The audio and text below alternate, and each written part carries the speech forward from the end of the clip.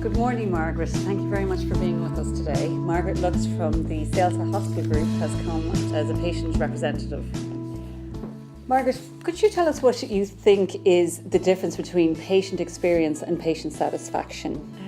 Well, experience is more holistic than just satisfaction is measuring against somebody else's level. The experience is how the patient goes through the process, gets what they need, but also it captures how they feel as they're going through the process and how they're treated. So it's a larger viewpoint. And from your point of view, what are the benefits of capturing patient experience information? I think it's time that the patients are heard and they make their voice heard. When patients are in the hospital system, particularly when they're waiting, they're aware of everything that's happening around them and that's being done to them and being done to others, while the people in the hospital, the staff, are all doing their work to their best effort, but they each see their own individual contribution. And the value of having the patient giving responses that they can give a more landscape view. They see whether the pieces are fitting together well or not, and that's something that staff can never really see.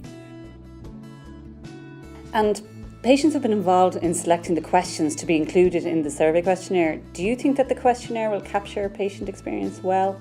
I think it will, because the questions raise issues that are more of a priority to patients. Things like their dignity, the waiting times, things that become important as well as the treatment or the successful recovery of patients. There are I suppose there are things that patients need to highlight that wouldn't be highlighted from the administration point of view. And how would you like to see this information from the patient experience survey used? Well, I'm presuming it'll be public knowledge.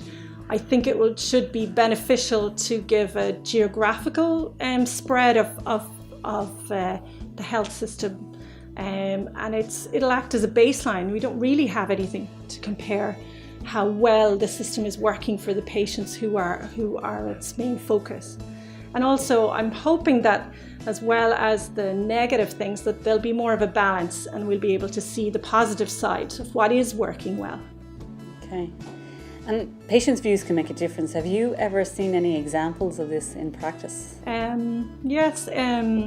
One of the things I've noticed is the introduction of restricted meal times for patients. I think it's a very good initiative, because there's an awareness that patients are not even being able to have their meals because there's constant visitors coming in and the ward is always a public area. And I think initiatives where that's come in has been positive, just to give patients themselves some space and time and to allow them to recover. Thank you very much for your time this morning, Margaret. We really appreciate it.